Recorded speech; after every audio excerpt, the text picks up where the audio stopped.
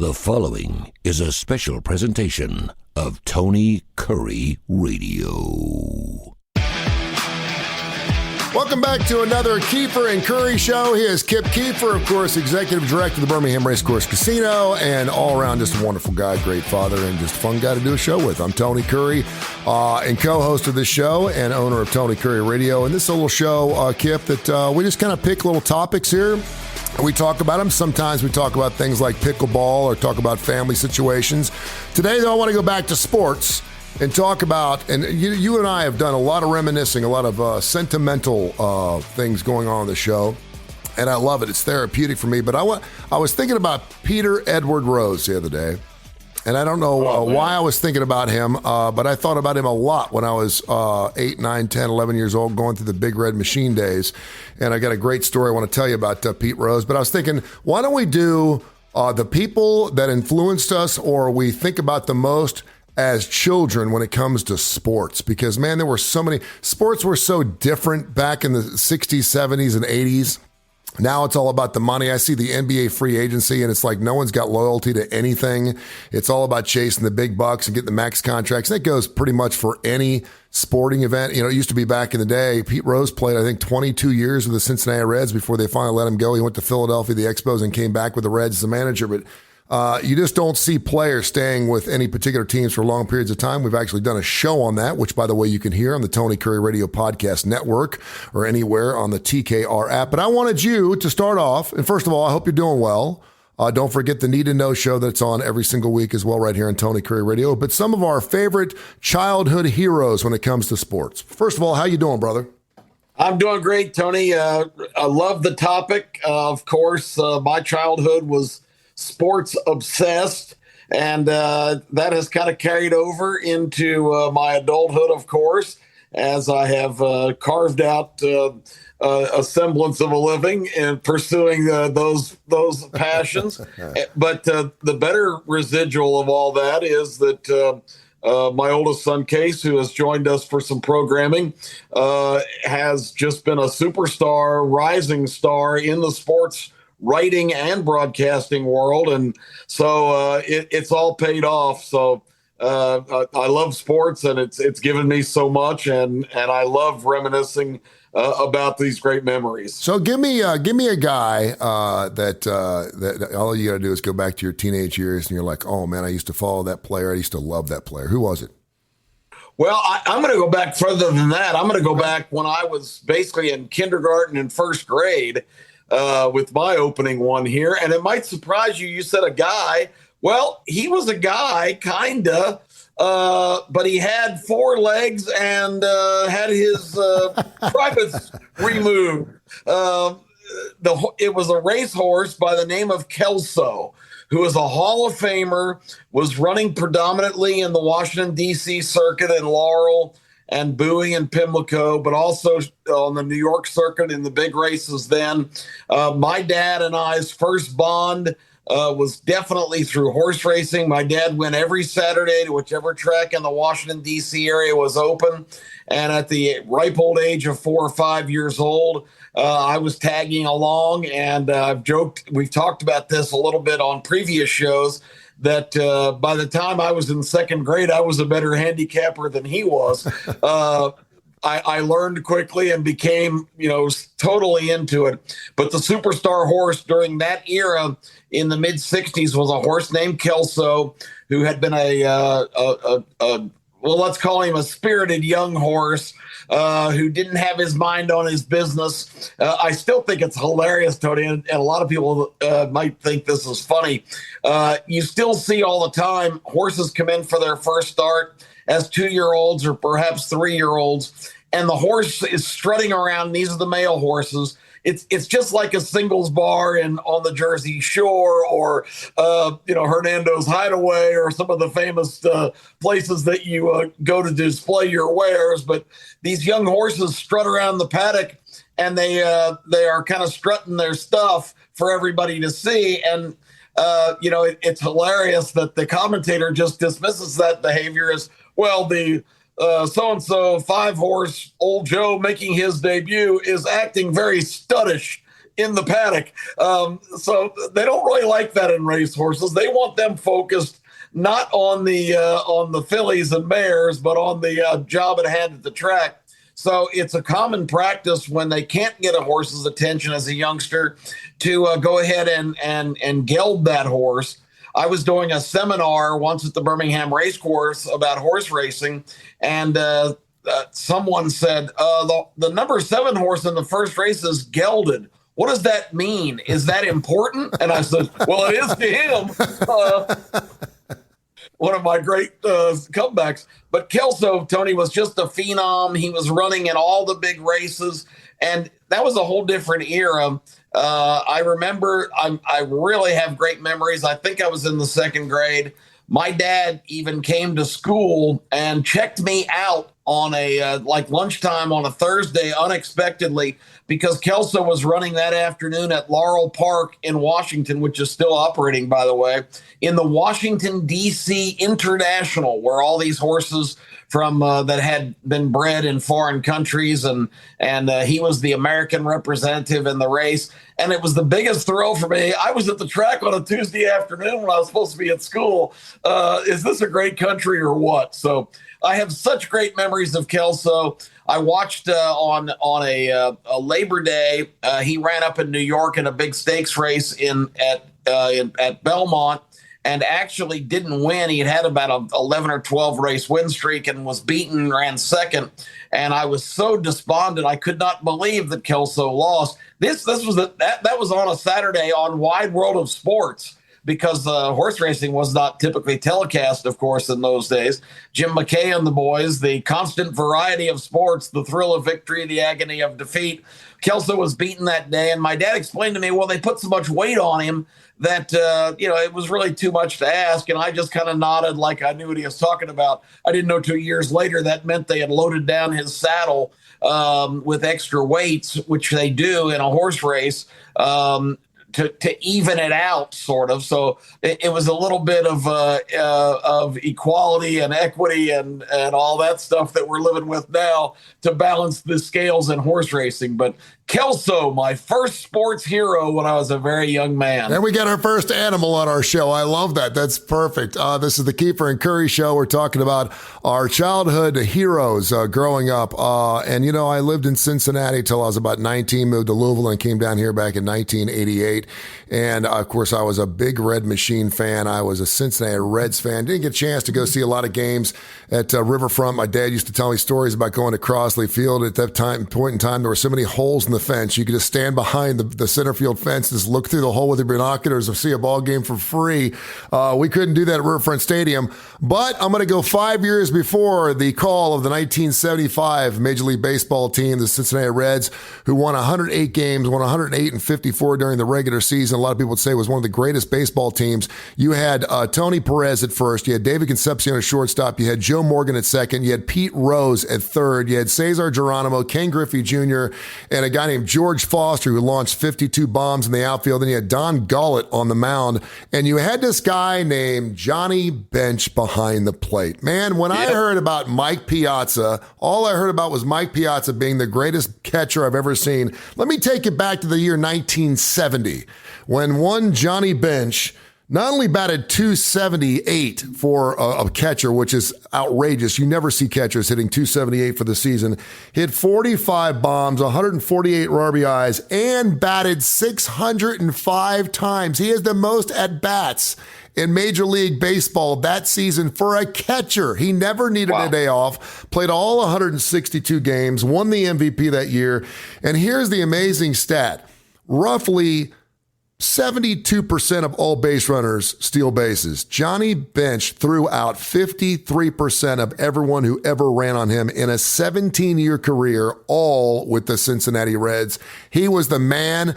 Two other things that I love about him. First of all, he's a great ambassador for the game, even though he does that blue emu commercial, and it doesn't stink. And you don't stink. And he never stank. The other thing that I really take a lot of pride in, and he came after another guy who's going to probably be on my list here. He had no problem hammering on Pete Rose, and I really respected that. I know a lot of people didn't like Johnny Bench for that. If you're part of the old man group, you need to look after the old man. You need to be taking care of the good old boys club.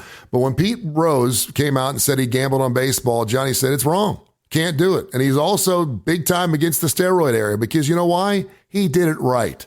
He did it right and had an incredible career with the Cincinnati Reds. Is still so much beloved up there for the Cincinnati Reds. Great ambassador for the game. But Johnny Bench, man, as long as Johnny Bench is behind the plate, I knew a no-no could be thrown on any given night. Probably called some of the best Major League Baseball games I've ever heard as well. Yeah, he was awesome. And what he's almost like a literary character. Johnny Bench from Binger, Oklahoma. Yes.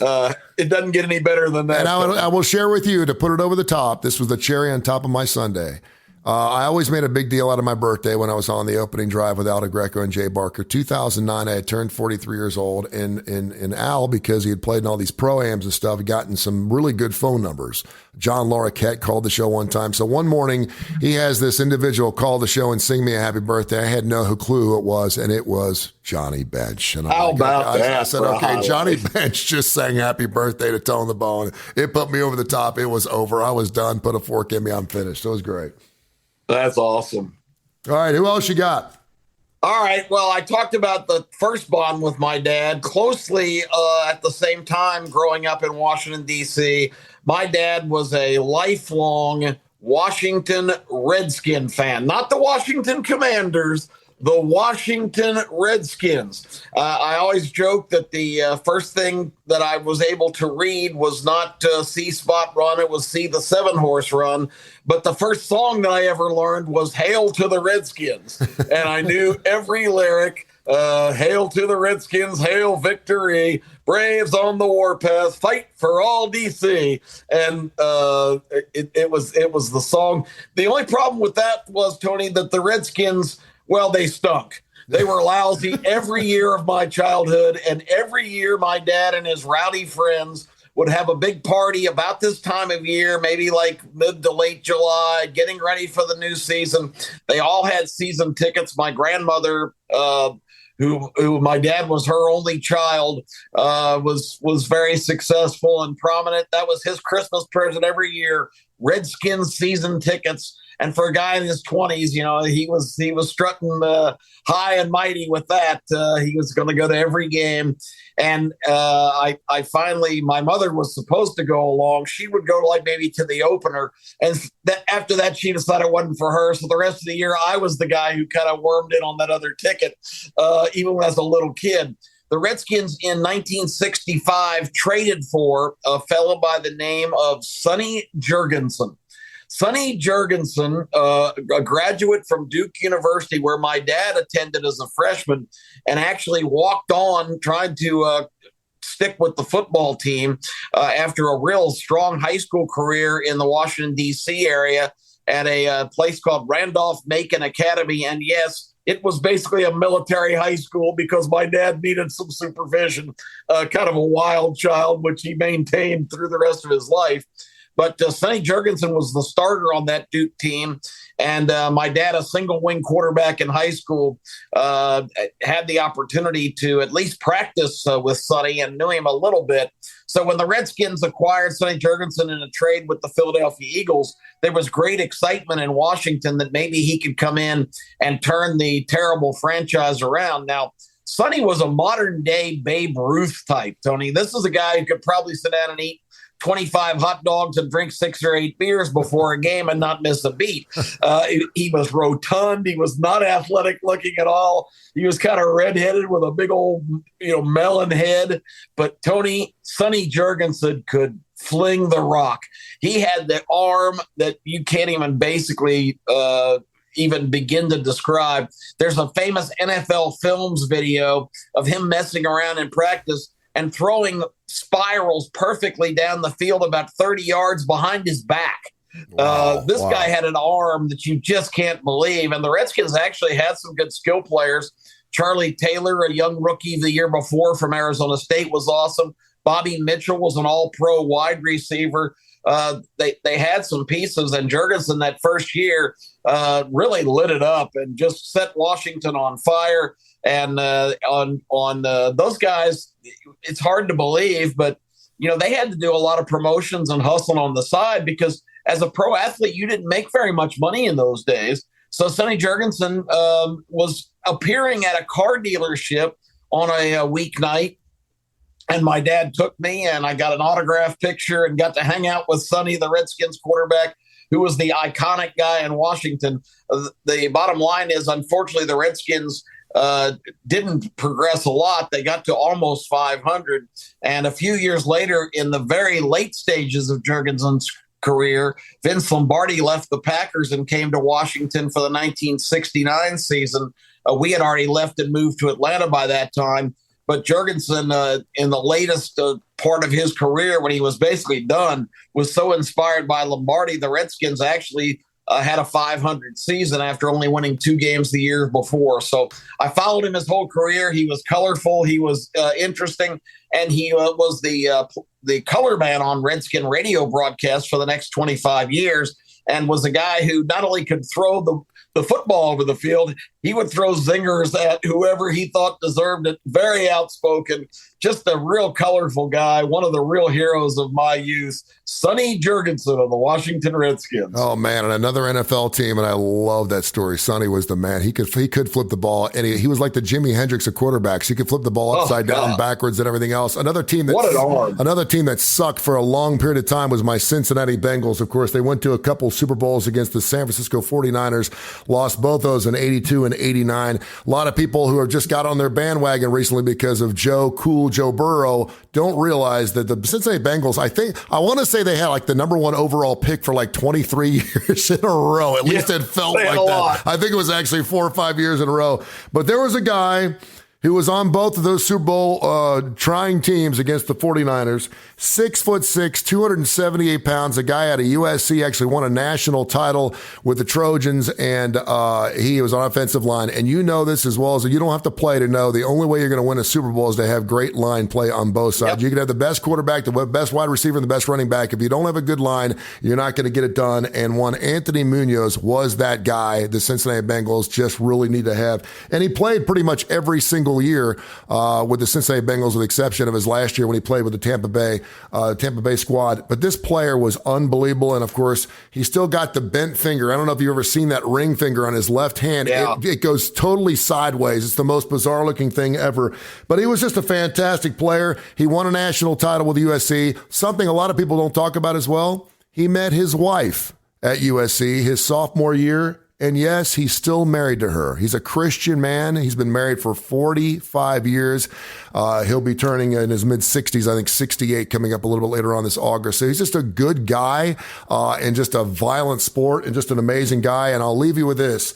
In 1984, I started working at a Kentucky Fried Chicken in Sharonville, Ohio, which is right between Westchester and Mason, Ohio. I was from Westchester. So I make the trip down to Sharonville, and I would work every Sunday. I was the chief chicken maker. I was the man. Whenever the Bengals had a home game that was a 3 or 4 p.m. start, depending on Eastern and Central time, Anthony Munoz used to come through our drive-thru at 10:30 in the morning, which is when we opened and dropped our first bucket of chicken. He would order 2 buckets of all original recipe. He loved the keels and he loved the breast meat. He was a white meat man, despite the fact that he was Latino Mexican. He loved the white meat.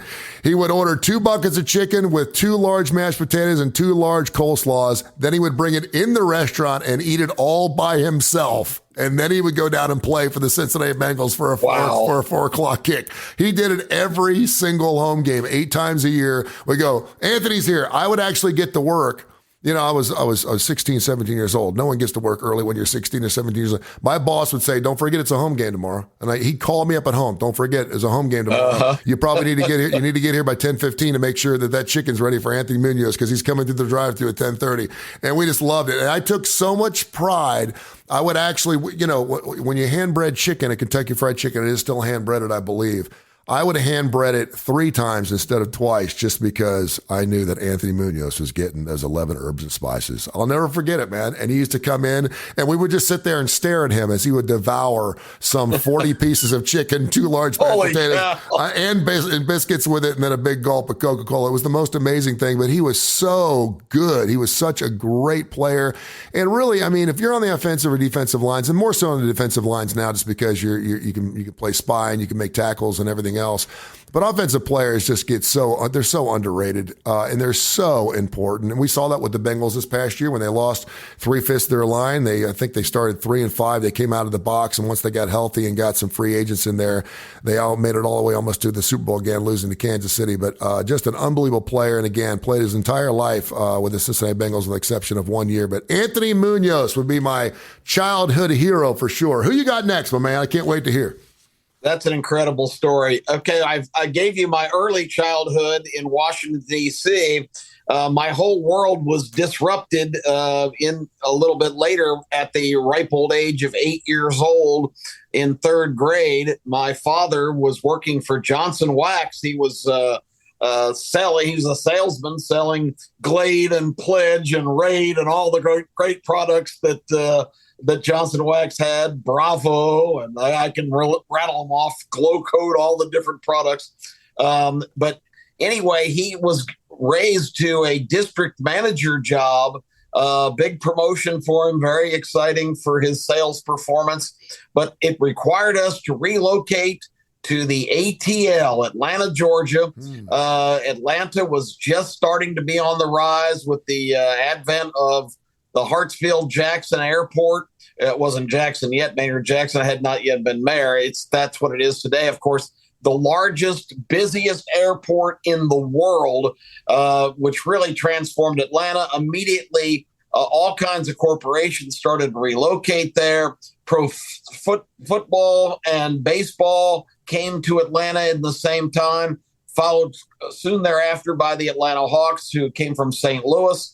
Atlanta just blew up in the late 60s, and the Keefer family was part of that. We moved from Rockville, Maryland to Dunwoody, Georgia, just the close suburb to Atlanta. And what an exciting time it turned out to be. And everybody that I still know to this day and my best friends and all of my memories, that became, when you ask me where my hometown was, I don't say Washington because Atlanta was a lot more dominant in that equation. But with all that being said, my parents flew down. My grandmother took care of us while my mom and dad went to Atlanta to look for a house and flew back, successfully completing their mission, found the house in the burgeoning suburbs of Dunwoody North. But they walked in the door, and I was, as you've already heard, pretty obsessed with sports. I had just gotten in that summer to collecting in mass baseball cards and had boxes and boxes. Every time we left the house, I demanded a couple of packs of cards. I had to do chores and stuff to be able to, be allocated I think they were a dime or 20 cents a pack, but it wasn't a major expenditure for the family. But I started to get a lot of cards, and my aforementioned grandmother really enhanced my collection by giving me 2 full boxes of cards, wow, which was like getting buried treasure because you just open pack after pack. Isn't it great? Wasn't it great? Oh man, it was so awesome. So I had them all sorted out in teams. There wasn't a lot of sports on TV in those days. Only one baseball game a week. It was on Saturdays. But my dad came in and kind of nudged my mother and said, okay, well, we got a new house. Who's the shortstop for the Atlanta Braves? And I said, and this is the first year they were in Atlanta, by the way. They just moved from Milwaukee. And I said, Dennis Menke. And he laughed and nudged my mom and said, I told you he would know. He says, he's your new next door neighbor. Which I couldn't believe it. We're moving to Atlanta, and I'm going to live next door to a Major League Baseball player. I mean, Tony, I hit the kid lottery, the sports fanatic kid lottery. We moved down there, the Menkes, Dennis and Jean Menke, right next door, didn't have any kids. He had been one of the highest paid, what was called in those days, bonus babies, because he was determined to go to the University of Iowa. That was his plan all along, and play baseball there first. The Braves drafted him, gave him, it's some kind of laughable amount. Now, I think they paid him maybe $100,000 bonus, which now that's pocket change for these guys. But he signed with the Braves and had a great rookie year. He had 20 home runs in their last year in Milwaukee, moved down with the Braves. That team had Hank Aaron, of course, closing in on Babe Ruth. They had a lot of luminary performers, Phil Niekro, Cleet Boyer, Rico Cardi, Orlando Cepeda. I remember that original Braves team so well, and they came to Atlanta and took the city by storm in old Atlanta Fulton County Stadium. But we became fast friends with the Menkeys next door. Before you knew it, when the season rolled around, Gene Menke, his wife, who was so great to me, they didn't have any kids at the time, but they kind of de facto adopted me, let me hang around and talk to Dennis. And, kids were always coming and ringing his doorbell trying to get autographs. And I was at elite status there. I didn't worry about those things. But this went on for a couple of years. I cut their grass, took care of their dogs when they were gone, etc. And when they adopted their first child, I had gotten to be about 11, I think, or 12 years old, and was even entrusted with babysitting and such. But the bottom line is that all changed in 1969, one of the dark days of my youth, when Dennis Menke was traded to the Houston Astros. Oh, man. I was devastated. So, but they still lived there for another year until he was traded again. And you'll like the place he ended up this time because you just talked about it. He was a member of the 1970 Cincinnati Reds team, the Big Red Machine. Dennis Menke was added for defense in the infield. They were playing Pete at third base a lot. Dennis came and toward the second half of the season, played a lot of third. But the biggest part of that trade wasn't Dennis Menke. A guy named Joe Morgan was also involved in that 7-player deal with the Astros. And another guy named Cesar Geronimo. So pretty good haul for the Reds in that trade with the Astros. I can't remember exactly. I know the Reds gave up Tommy Helms, who was a longtime staple with the Reds, and a couple other guys. But those guys were on that great team. And in 72, Menke was actually playing third for the Reds in the World Series. The series against the Oakland A's, and you'll remember the play. You probably don't remember it was Dennis that hit the ball, but there was a key play late in Game 5 when the Reds, basically the game, I think they were already down in the series 2-1. I might not have been Game 5, but it was a pivotal game that they needed to win. The Reds had 2 guys on with 2 outs in the 8th inning. Dennis Menke hit a huge drive to the left field corner. It looked like it was going to get out of the park. And Joe Rudy for the Oakland A's made an unbelievable catch that you still see in highlight reels to this day, taking a home run away from Dennis Menke and really kind of robbing him of his World Series immortality moment for the Reds. But he was on those great teams, and we would make trips, me and my high school classmates, to Cincinnati, and he would get us tickets, and we would be at Riverfront and got to watch Johnny Bench and Pete Rose and all those guys for the couple of years that he was still with the Reds until he was traded back to Houston. But the bottom line was what a great opportunity for a kid. I idolized Dennis Menke, not as so much a baseball player, but just a person, because they couldn't have been any better to me, and it couldn't have made my childhood I can't imagine a better scenario for a young kid moving at 8 years old to Atlanta and actually having those people in my life and continue to correspond a little bit now, even though they're down in Clearwater. He was working as a hitting instructor for the Phillies until just a couple of years ago when he retired. He's in his mid-80s, but the Menkeys, big heroes in my life, both he and his wife, Jean. I don't think people realize, too, that 1976 squad that he was on, they had 8 All-Stars that year. 8. We got an All-Star game going on later on tonight as we record here on July 11th. They had 8 All-Star guys. There were 5 players on that baseball team that were starting there with the Cincinnati Reds. Great story. You brought up earlier, and this is the Keefer and Kurre Show. We're talking about our childhood heroes in sports.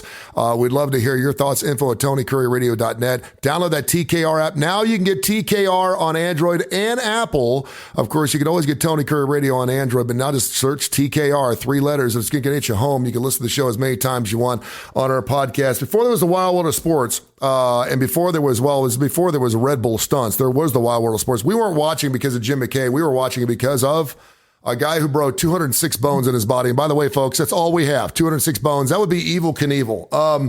Evel Knievel was the reason I started watching sports, period, despite the fact that motorcycle jumping at the time wasn't really considered a sport. He's sitting in jail cell in Butte, Montana at the age of 18 after he just got arrested for going 113 and a 35 on a motorcycle.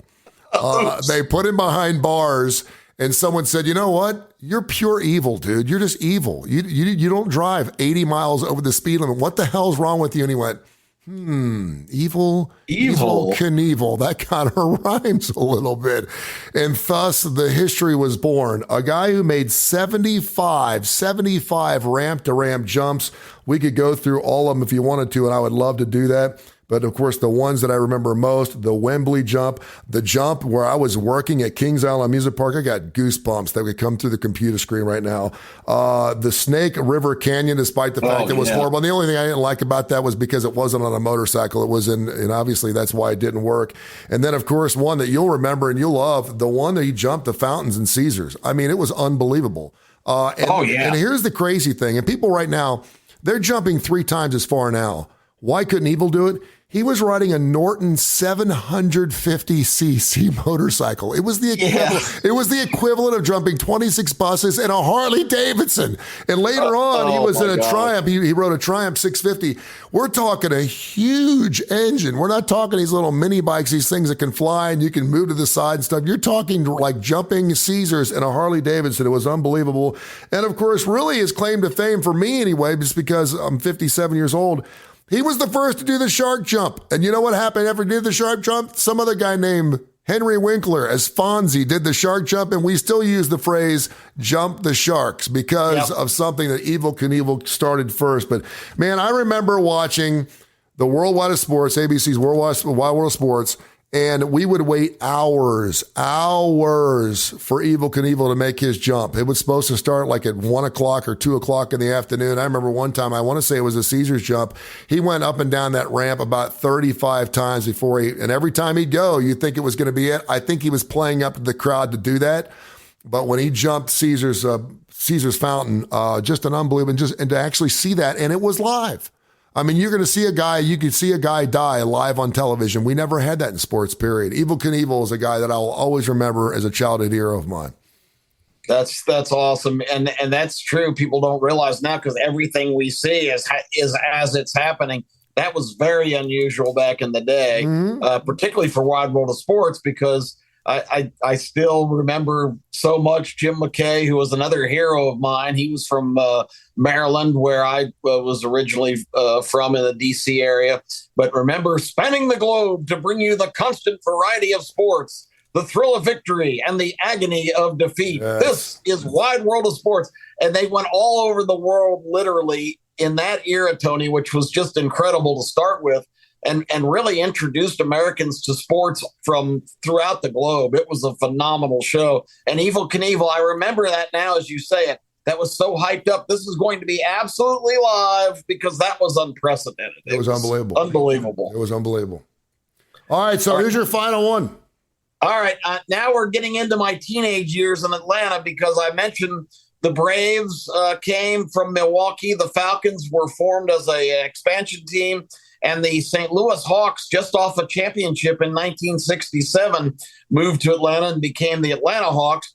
Unfortunately, it's 2023, and the Atlanta Hawks have never won another championship. It's you talk about long droughts. The Atlanta Hawks have not won a championship in now, do the math, 56 years in Atlanta, and have only been to the NBA Finals once in all that time, but they roll merrily along.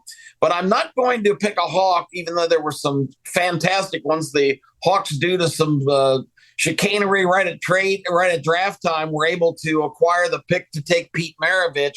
So got to see the pistol as an Atlanta Hawk. But in the NBA, he was never quite the same as he was at LSU. So he doesn't make my list, but he gets an honorable mention, of course, because there was nobody like the Pistol. But when the Atlanta Flames came to Atlanta, an expansion team in the NHL in hockey in 1971, that was a big deal. And of course, they were able to, along with another new team, the New York Islanders, have the first ever draft picks. The first 2 draft picks automatically in those drafts. The Atlanta Flames selected a young man from Medicine Hat, Alberta. Now, how's that for a storybook place to be from? In Canada. His name, Tony, was Tom Lysiak. Tom Lysiak came to Atlanta as a brash young rookie in a town that didn't know hockey, or the only thing ice was good for was the 5 o'clock drink. But all of a sudden, this big sheet of ice in the Omni in Atlanta was downtown. The Flames took the town by storm. People loved hockey, and it was an amazing success in Atlanta in that first experiment. The Flames were drafted.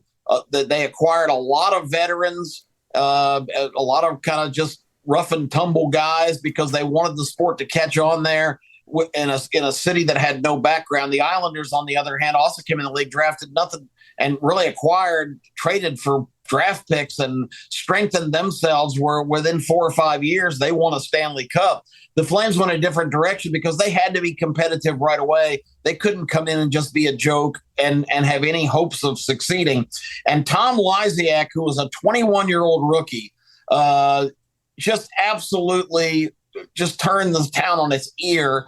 This was an era, Tony, where the players were not required to wear helmets. And guys like Tom Lysiak absolutely refused to wear one.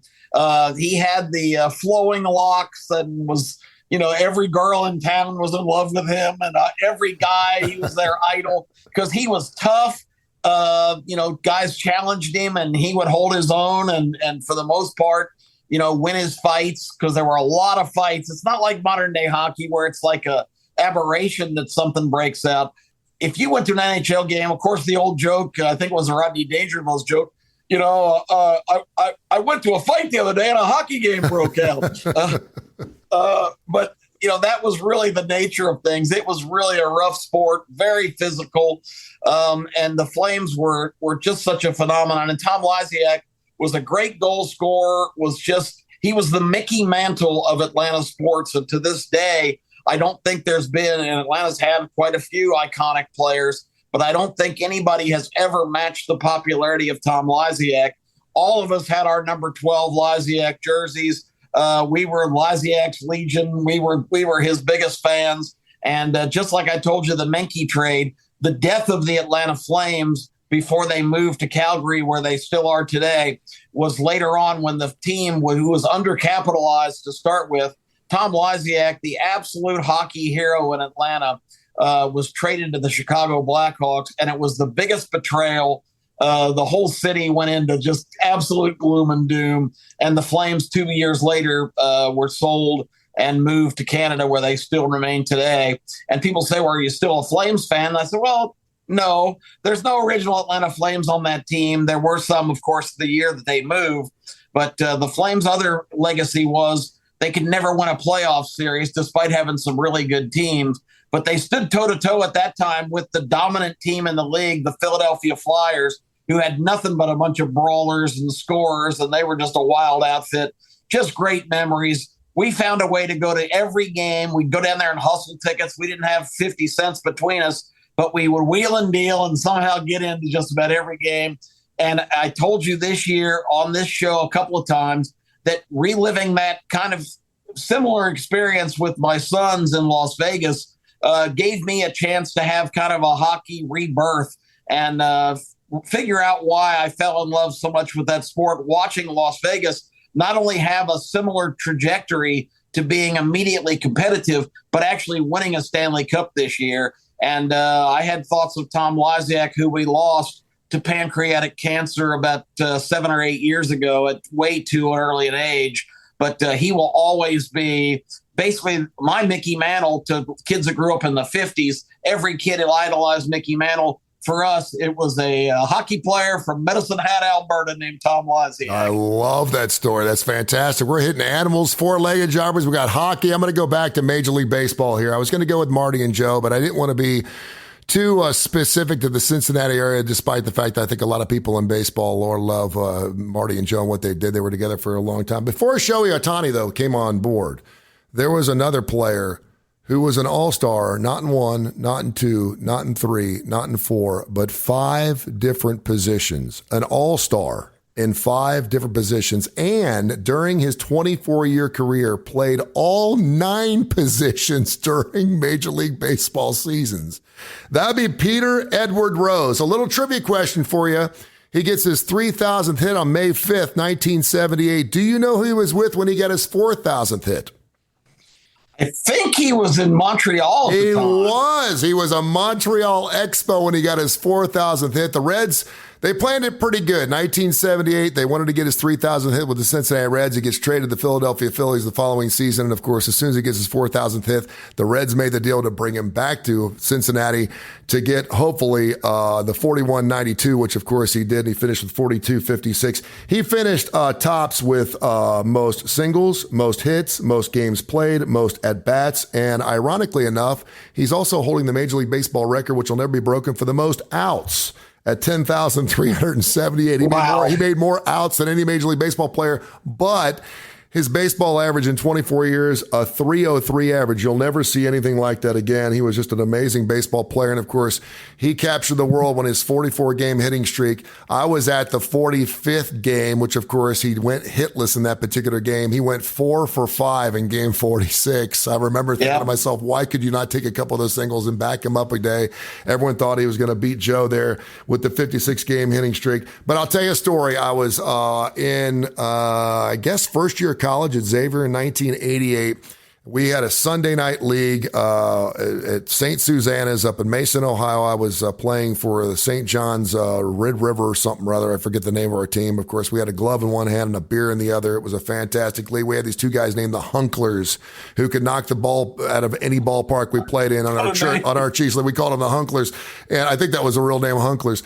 And so before the game, we had to prime the pump, literally and figuratively. And so we went up to Mason, Ohio, right outside St. Susanna's, and there was a batting cage up there. And we're sitting there, and of course, there's an 80, 85, 90, and a 95 mile an hour batting cage. And of course, we're hitting the slow pitch softball because we're pitching softball league. And someone said, hey, go down to the last cage on the left. You're not going to believe who's down there hitting the 95 mile an hour baseballs. And so I walked down there, and there's Pete Rose in the batting cage on a Sunday night, on an off night, hitting baseballs in a batting cage in Mason, Ohio. And here's the incredible thing. In most batting cages, it goes out at an angle almost like a triangle, right? It's not straight. It goes out in a curve so you can see whether you're flaring the ball right and left and you can switch hit. He had pieces of 8x10 typewriter paper close-pinned to those wires every 6 feet up and down the line. There were 13 on each side of the line. He could tell you which piece of paper he was going to hit with the next ball. It was the most amazing thing. He's like, I'm going to hit number 12 on the right. And he would switch hit. He would go left-handed, right-handed. He goes, I'm going to hit number 9 on the left. I'm going to hit number 3 and I mean, it was the most amazing thing I have ever seen in my life. It got to the point where I thought to myself, the guy could hit any ball. It was just incredible. It was amazing. He also had a game where he had 160 bombs. He had a game where he had a 3-home-run game.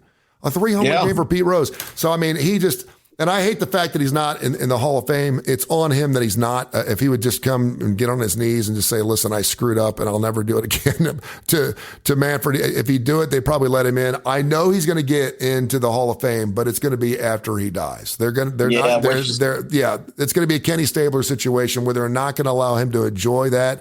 And of course, he certainly pushed a lot of buttons and pushed the envelope. He sits outside. He's in Cooperstown. He's just not inside the building. He's outside of it every time they have Major League Baseball's class come in. He's always out there signing autographs. So they go for about $3 or $4 on eBay, by the way, if you want a Pete Rose autograph. But one of those guys where he was Charlie Hustle. And you talk about those great clips that they show every single year. They still show them.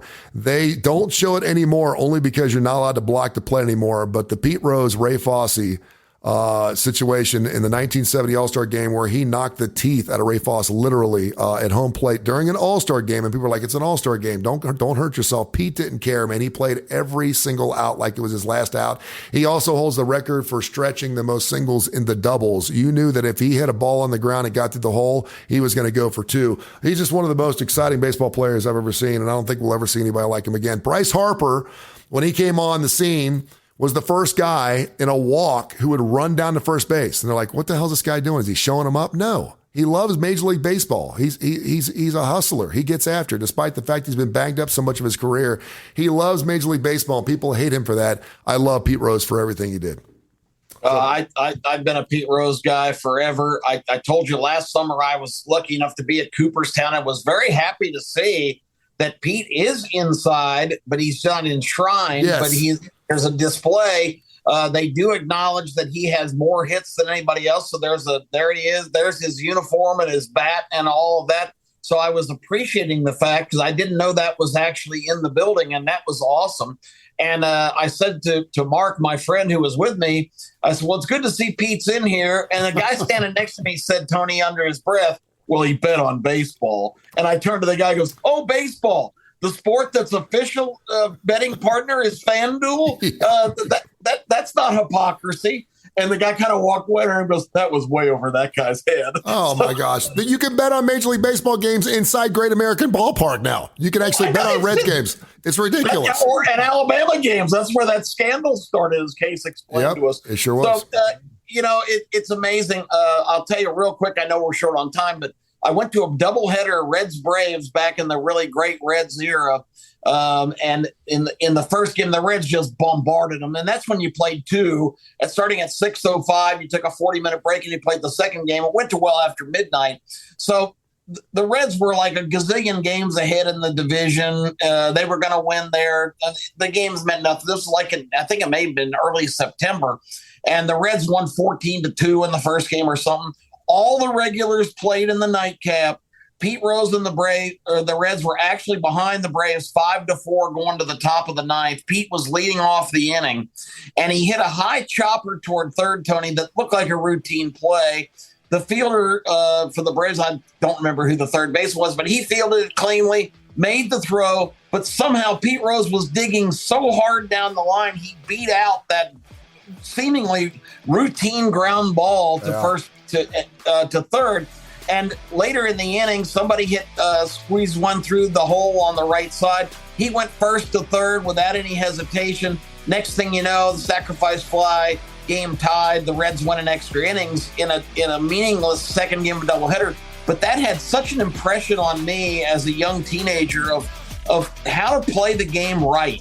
And it to this day that resonates. And I always tell that story anytime I get the chance, because this is a guy who, it drives me nuts in modern day sports when they actually praise a guy that's making $40 million a year for hustling. He really hustled down the line. Well, good for him. Amen. That he can actually try hard in the period where he's making about, however many millions of dollars for playing a game. Pete Rose did that every day that he played the game. And there was, like you said, no inning or no occasion where that wasn't in play. His dad had taught him the right way to play, and that's how he played. And I wish some modern day athletes had that same kind of attitude. Well said, my friend. Keefer and Kurre Show. You can hear it every single week right here on the TKR app, now available, of course, on Android through TKR as well. It's always been available through Android, but now just put in TKR. You don't have to spell out Tony Kurre. People are like, how do you spell that Kurre name? It's Kurre, but you don't have to worry about that anymore. TKR, get the app. You can hear the show at least 5 days a week. Also, Need to Know, which is a fantastic show that Kip does every single week. And, of course, wherever you get your podcasts, we're available on every major industry. There's not one that we're not available on. Tony Kurre Radio. So get out there and check us out. All of our great shows. Well over 1,000 podcasts and counting. We'll do it again next week. Kip, thank you so much, man. Appreciate you. Tony, it's been great. Thank you. This has been a special presentation of Tony Kurre Radio.